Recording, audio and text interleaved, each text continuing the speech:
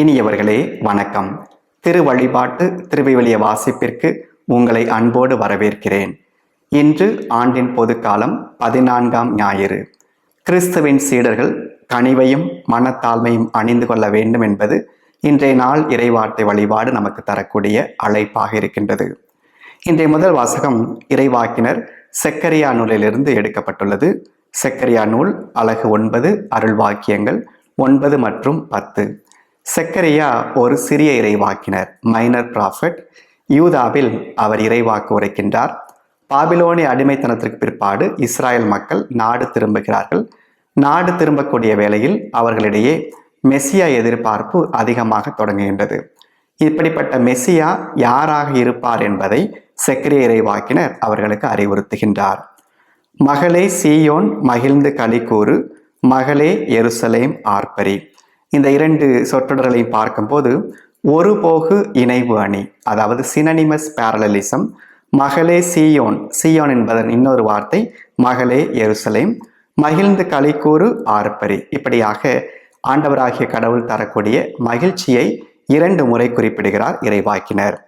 தொடர்ந்து இதோ உன் அரசர் உன்னிடம் வருகிறார், அவர் நீதியுள்ளவர், வெற்றி வேந்தர், எளிமையுள்ளவர், கழுதையின் மேல் கழுதை குட்டியாகிய மரியின் மேல் ஏறி வருகிறவர்.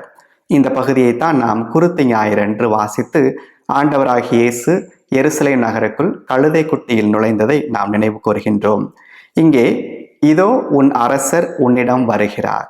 இதற்கு முன்பாக இஸ்ராயல் மக்களிடம் வந்த அரசர்கள் எல்லாம் அவர்கள் குதிரைகள் வருகிறார்கள். குதிரையில் வந்தவர்கள் எல்லாருமே போரையும் கண்ணீரையும் இரத்தத்தையும் இறப்பையும் கொண்டு வந்தார்கள். ஆனால் இந்த அரசர் கழுதையின் மேல் ஏறி வருகின்றார். செக்கரியாவுடைய சமகாலத்தில் கழுதை என்பது அரசர்களால் பயன்படுத்தப்பட்டது.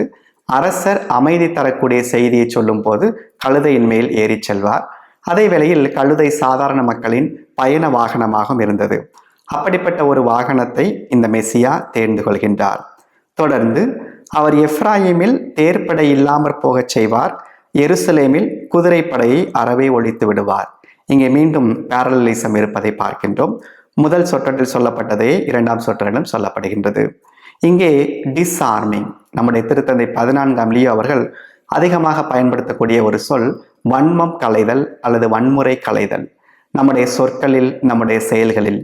இங்கே இந்த அரசர் தன்னுடைய நாட்டில் உள்ள வன்முறையை, வன்மத்தை களைவதை இங்கே உருவகமாக பதிவு செய்கின்றார். தேர்ப்படை, குதிரைப்படை அனைத்தையுமே அவர் ஒழித்து விடுகின்றார்.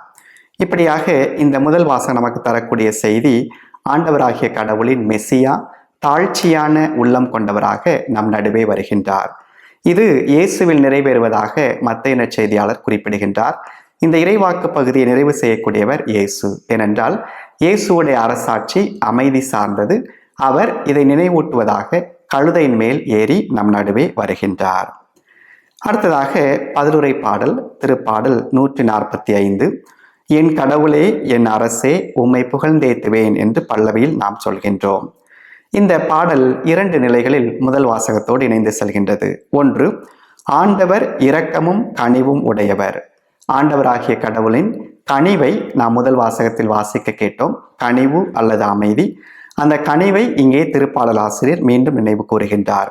அடுத்ததாக, தடுக்கி விழும் யாவரையும் ஆண்டவர் தாங்குகின்றார், தாழ்த்தப்பட்ட யாவரையும் தூக்கி விடுகின்றார். இந்த சொல்லாடல் தாழ்த்தப்பட்ட யாவரையும் தூக்கி விடுகின்றார் என்ற வாக்கியம் நற்செய்தி வாசகத்தோடு இணைந்து செல்கிறது. ஏனென்றால் இயேசு தம்மையே கனிவும் மனத்தாழ்மை உடையவராக முன்வைக்கின்றார். மனத்தாழ்மை கொண்டிருக்கிறவர் ஆண்டவராக கடவுளால் உயர்த்தப்படுகின்றார். 2ஆம் வாசகம் பவுல் ரோமேருக்கு எழுதிய திருமுகத்திலிருந்து வாசகம். அலகு 8, அருள் வாக்கியங்கள் 9 மற்றும் 11 முதல் 13. நாம் ஏற்கனவே கடந்த ஞாயிறுகளில் கேட்டது போல பவுல் ஆபிரகாமை முன்மொழிந்து ஆபிரகாம் நியாயப்படுத்தப்படுவதை, கடவுளால் ஏற்புடையவராக்கப்படுவதை எடுத்துரைக்கின்றார். தொடர்ந்து ஆதாம் வழியாக வரக்கூடிய பாவம், திருமுழுக்கு. திருமுழுக்கை தொடர்ந்து வரக்கூடிய இந்த பகுதியில் கடவுளின் ஆவி, நியூமட்டாலஜி, ஸ்பிரிட், அதை பற்றிய ஒரு இறையியல் கருத்தை தொடங்குகின்றார். இந்த வாசகத்தில் உள்ள ஒரு அழகு என்னவென்றால், இங்கே கடவுளின் ஆவி, கிறிஸ்துவின் ஆவி, தூய ஆவி என்று ஆவியை மூவரு கடவுளுடைய 3 நபரோடும் இணைத்து பார்க்கின்றார். கடவுளின் ஆவி தொடக்கத்தில் கடவுளின் ஆவி உங்களுக்குள் குடிகொண்டிருந்தால் நீங்கள் ஊனியல்பை கொண்டிராமல் ஆவிக்குரிய இயல்பை கொண்டிருப்பீர்கள். கடவுளுடைய இயல்பு என்பது கடவுளுடைய ஆவியால் நமக்கு தரப்படக்கூடியது. இந்த கடவுளின் ஆவியைத்தான் தொடக்க நூலில் நாம் வாசிக்கின்றோம். நீரின் மேல் அவர் அசைவாடி கொண்டிருக்கின்றார். அந்த அசைவாடி கொண்டிருக்கின்ற ஆவி திருமுழுக்கு தண்ணீரின் வழியாக நம் நடுவே பொழியப்பட்டு நமக்கும் நம்முடைய இயல்பை மாற்றுகின்றார். அடுத்து இயேசுவை உயிர்த்தெழச் செய்தவரின் ஆவி என்று சொல்லப்படக்கூடிய இடத்தில் கிறிஸ்துவின் ஆவியை கொண்டிராதோர் அவருக்கு உரியோர் அல்ல. அப்ப கிறிஸ்துவோடு நாம் இணைய வேண்டும் என்றால் கிறிஸ்துவின் ஆவி, இங்கே கிறிஸ்துவின் ஆவி என்பதை கிறிஸ்துவின் உயிர் என்று நாம் எடுத்துக்கொள்ள முடியும். கடைசியாக தூய ஆவியின் துணையால் உடலின் தீச்செயல்களை சாகடித்தால் நீங்கள் வாழ்வீர்கள். இங்கே பவுல் நியூமட்டாலஜி, தூய ஆவியல் பற்றிய இறையியலில் இன்னொரு கருத்தை கொண்டு வருகின்றார். அதாவது தூய ஆவியார் என்பவர் வெறும் ஒரு ஆள் என்ற அடிப்படையில் இல்லாமல் இயல்பு என்று மாற்றுகிறார். நம்முடைய மனித இயல்பு ஒரு பக்கம், அதற்கு எதிராக தூய ஆவி அல்லது ஆவிக்குரிய இயல்பு. இந்த இரண்டு இயல்புமே ஒன்றோடு ஒன்று சண்டையிட்டு கொண்டே இருக்கின்றது. அந்த ஒன்றோடு ஒன்று காணப்படக்கூடிய அந்த முரணில் ஆவிக்குரிய இயல்பு வெற்றி பெறும் போது நாம் நம்முடைய கிறிஸ்தவ வாழ்வை நெறிப்படுத்திக் கொள்ள முடியும். இங்கே பவுல் நமக்கு விடுக்கக்கூடிய அழைப்பு ஊனி இயல்பை விட்டுவிட்டு ஆவிக்குரிய இயல்பை பெற்றுக்கொள்வது, அதற்கேற்ற செயல்களை செய்வது.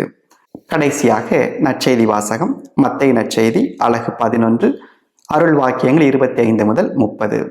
இயேசுவுடைய திருத்தூது பொழிவை நாம் வாசிக்க கேட்டோம். கடந்த 3 ஞாயிறுகளாக இயேசு தம்முடைய திருத்தூதர்களை பணிக்கு அனுப்புகின்றார். அனுப்பப்படக்கூடியவர்கள் எதிர்கொள்ளக்கூடிய நிராகரிப்பை எடுத்துரைக்கின்றார். அஞ்சாதிருங்கள் என்று அறிவுறுத்துகின்றார். அவர்களை ஏற்றுக்கொள்பவர்களுக்கு கிடைக்கக்கூடிய கைமாறு பற்றி பேசினார். இன்றைய நாளில் இயேசுவுடைய உவமை பொழிவிற்கு முன்னுரையாக அமைகின்றது இந்த பகுதி. இங்கே இயேசுவுடைய மாங்கிஃபிகாத், போற்றி புகழ்தல் பாடலை முதல் பகுதியாகும். இரண்டாவது பகுதியில் சீடர்களோடு உரையாடுவதை நாம் பார்க்கின்றோம். இந்த நற்செய்தி வாசகம் 2 பகுதிகளாக அமைந்துள்ளது. முதல் பகுதியில் இயேசு தந்தையை நோக்கி பேசுகின்றார். இரண்டாவது பகுதியில் சீடர்களை நோக்கி அல்லது மக்களை நோக்கி பேசுகின்றார். முதல் பகுதியில் தந்தையே, விண்ணுக்கும் மண்ணுக்கும் ஆண்டவரே, உம்மை போற்றுகிறேன். அன்னை கன்னிமரியால் ஆண்டவராகிய கடவுளை போற்றியது போல இங்கேயும் இயேசு போற்றுகின்றார். அன்னை கன்னிமரியாவுடைய புகழ்ச்சி பாடல் எலிசபெத்துடைய இல்லத்தில் நடந்தேறுகின்றது. இங்கே இவர் தனியாக தன்னுடைய உள்ளத்தில் போற்றுகின்றார். ஞானிகளுக்கும் அறிஞர்களுக்கும் இவற்றை மறைத்து குழந்தைகளுக்கு வெளிப்படுத்தினீர். இதற்கு முந்தைய பகுதியில் நாம் பார்க்கும் போது கப்பர்நாகும், கொராசின் போன்ற நகரங்களை இயேசு சாடுகின்றார். அவர்கள் இயேசுவுடைய வல்ல செயல்களை காண்கிறார்கள். கடவுள் வல்ல செயல் நிகழ்த்தக்கூடியவர் அல்லது நிகழ்த்த வேண்டியவர் என்று மட்டும் நினைத்துவிட்டு அவரை நம்ப மறுக்கிறார்கள். அந்த பின்புலத்தில் இயேசு இங்கே சொல்லும் போது அங்கே இருக்கக்கூடிய ஞானிகளும் அறிஞர்களும் இயேசுவை ஏற்றுக்கொள்ளவில்லை. ஆனால் குழந்தைகள் போல இருக்கக்கூடிய திருத்தூதர்கள் அவரை ஏற்றுக்கொண்டார்கள் என்று திருத்தூதர்களை பாராட்டக்கூடிய இடமாக இது இருக்கின்றது. தொடர்ந்து இயேசு வெளிப்படுத்தினால் அன்றி தந்தையை யாரும் அறிந்து கொள்ள முடியாது என்ற செய்தி இங்கே மத்தேயு தருகின்றார்.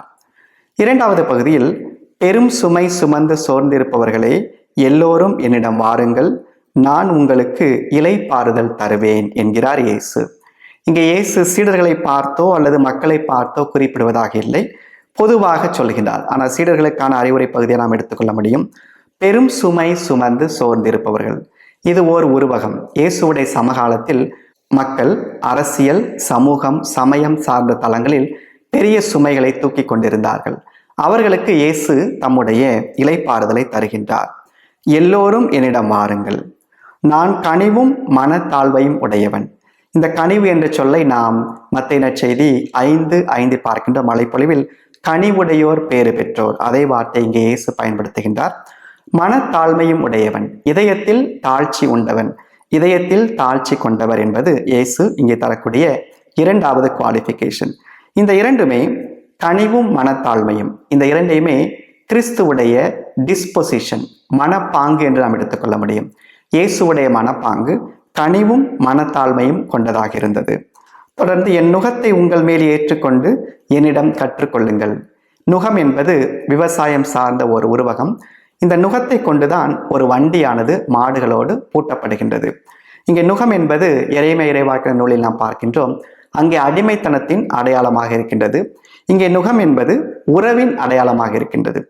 என் நுகத்தை உங்கள் மேல் ஏற்றுக்கொண்டு, இயேசுவோடு கொண்டு இருக்கக்கூடிய உறவை நாம் யோவான் நற்செய்தி 15 பார்க்கின்றோம். திராட்சை கொடி செடி அந்த இணைந்திருப்பது போல இங்கே இயேசுவோடு இணைந்திருத்தல் என்பது நுகத்தை ஏற்றுக்கொள்ளுதல் என்ற உருவகமாக தரப்படுகின்றது. தொடர்ந்து இயேசு உங்களுக்கு இளைப்பாறுதல் கிடைக்கும் முன்னால் சொன்னதை திரும்ப குறிப்பிடுகிறார். நான் உங்களுக்கு இளைப்பாறுதல் தருவேன் என்பதை இங்கே உங்கள் உள்ளத்திற்கு, இங்கே சூக்கே உங்களுடைய ஆன்மாவிற்கு இளைப்பாறுதல் கிடைக்கும் என்பது இயேசுவுடைய ஆறுதல். கடைசியாக என் நுகம் அழுத்தாது, என் சுமை எளிதாயுள்ளது என்ற வாக்குறுதியும் தருகின்றார். மறுபடியும் நுகம் என்ற வார்த்தையை இங்கே குறிப்பிடக்கூடிய இயேசு தன்னுடைய நுகம் சுமையாக இருக்காது என்கிறார். இயேசுவுடைய சமகாலத்தில் தோராவை ரபீக்கள் நுகம் என்று சொன்னார்கள். அந்த நுகமானது மக்களை அழுத்தக்கூடியதாக இருந்தது. ஆனால் இங்கே இயேசு காட்டக்கூடிய நுகம் அழுத்தாததாக இருக்கின்றது. மேலும் இவருடைய சுமை எளிதாக உள்ளது. இந்த நற்செய்தி வாசகம் இயேசுவுடைய கனிவையும் மனத்தாழ்வை நமக்கு எடுத்துக் குறைப்பதோடு நம்முடைய வாழ்வில் நாம் சீடத்துவத்தில் இணைந்திருக்க வேண்டும் என்றால் நம்மை நாமே இயேசுவுடைய நுகத்தோடு இணைத்துக் கொள்ள வேண்டும் என்பது இயேசு நமக்கு விடுக்கக்கூடிய அழைப்பு. இந்த 4 வாசகங்களை நாம் இணைத்து பார்க்கும்போது முதல் வாசகத்தில் உள்ள ஒரு மூமெண்ட் என்னவென்றால், அவர் உங்களிடம் வருகிறார், அரசர் உங்களிடம் வருகிறார் என்று இறைவாக்கினர் இஸ்ராயல் மக்களை பார்த்து சொல்கிறார். இங்கே இயேசு தம்முடைய சீடர்களை பார்த்து என்னிடம் வாருங்கள் என்று அந்த அழைப்பை மாற்றுகின்றார். கடவுள் நம்மோடு வருகிறார், நாம் கடவுளிடம் செல்ல வேண்டும். இங்கே இந்த இரண்டிற்கும் அடிப்படையாக இருக்கக்கூடியது கடவுள் கனிவும் தாழ்ச்சியும் உடையவராக இருக்கின்றார். கனிவும் தாழ்ச்சியும் கொண்டிருக்கும் போது நாம் அவருக்கு அருகில் செல்ல முடியும். இந்த இறைவார்த்தை பகுதி நம்முடைய வாழ்வின் எந்த சவாலை என்று எடுத்து விடுகின்றது. முதல் சவாலாக நான் பார்ப்பது பெரும் சுமை சுமந்திருத்தல். இன்னைக்கு நம்முடைய சமூக வாழ்வில், குடும்ப வாழ்வில், அரசியல் வாழ்வில், மேலும் திருச்சபை வாழ்விலும் கூட பல சுமைகளை தாங்கிக் கொண்டிருக்கின்றோம். எடுத்துக்காட்டாக நாம் கொண்டாடக்கூடிய திருப்பலியோ அல்லது அருள் அடையாளங்களோ, மேலும் நாம் திரு அவையில் கொண்டிருக்கக்கூடிய அனைத்து இறையியல் கோட்பாடுகளுமே சில நேரங்களில் பெரும் சுமை போல இருந்து நம்மை வருத்துவதாக இருக்கின்றது.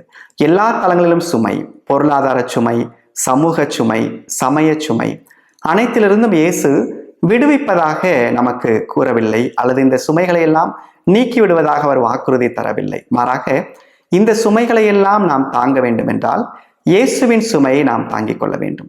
கிறிஸ்துவோட இயல்பை நாம் ஏற்றுக்கொள்ள வேண்டும். அப்ப முதல்ல நம்ம கேட்க வேண்டிய கேள்வி, இன்று நான் சுமக்கக்கூடிய சுமைகள் எவை? இரண்டாவது, கனிவும் மனத்தாழ்மையும். இந்த இரண்டையுமே நாம் நம்முடைய மனப்பாங்காக மாற்றிக்கொள்ள முடியும். மலைப்பொழிவில் நாம் வாசிக்கின்றோம், கனிவுடையோர் பேறு பெற்றோர், ஏனென்றால் அவர்கள் நாட்டை உரிமையாக்கிக் கொள்வர். கனிவு என்பது ஜென்டில்னஸ். நம்முடைய வார்த்தை கனிவாக இருக்கும் போது, நம்முடைய செயல் கனிவுடையதாக இருக்கும் போது ஒருவர் மற்றவரை நாம் வெற்றி கொள்ள முடியும். மனத்தாழ்மை என்பது கடவுளை முன்னிறுத்தி நம்மை நாமே தாழ்த்தி கொள்வது, மற்றவர்களுக்கு முன்னிடம் கொடுப்பது. இதே வார்த்தையை மீண்டும் பவுலடியார் ரோமேருக்கு எழுதக்கூடிய திருமடலில் அறிவுரை பகுதியில் பயன்படுத்தி ஒருவர் மற்றவரிடம் மனத்தாழ்மையோடு இருக்க சொல்கின்றார். மனத்தாழ்மை மனித உறவுகளை மேம்படுத்தும். ஆக இரண்டாவது பாடம், கனிவும் மனத்தாழ்மையும் நம்முடைய மனப்பாங்காக மாற வேண்டும். மூன்றாவது, என்னுடைய நுகம் அழுத்தாது என்கிறார் இயேசு. இன்று நம்முடைய நுகத்தை இயேசுவோடைய நுகத்தோடு அல்லது நம்முடைய வாழ்வை இயேசுவோடைய வாழ்வோடு இணைத்துக் கொள்வதற்கு எவை தடையாக இருக்கின்றன? அந்த தடை ஊனியல்பு சார்ந்த ஒன்றாக இருக்கலாம். அதைத்தான் இன்றைய 2ஆம் வாசகத்தில் பார்க்கின்றோம். ஊனியல்பு சார்ந்த, உடல் சார்ந்த தடைகள் அனைத்துமே நீங்கும் போது ஆவிக்குரிய இயல்பில் நாம் பங்கேற்க முடியும். அதைத்தான் பவுலடியார் மீண்டும் இன்றைய 2ஆம் வாசகத்தில் கிறிஸ்துவின் ஆவியை கொண்டிராதோர் என்று எச்சரிக்கின்றார்.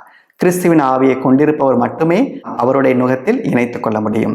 பிரியமானவர்களே, இன்றைய நாளில் கனிவும் மனத்தாழ்மையும் கொண்ட நாம் இயேசுவிடம் நாம் திரும்பி வருவோம். நாம் செல்லக்கூடிய அந்த பாதையில் அவர் நம்மை எதிர்கொண்டு வருகின்றார். எதிர்கொண்டு வரக்கூடிய நபரோடு நம்முடைய சுமைகளை இணைத்துக் கொள்வோம். அவருடைய நுகத்தை ஏற்றுக்கொள்ள முன்வருவோம்.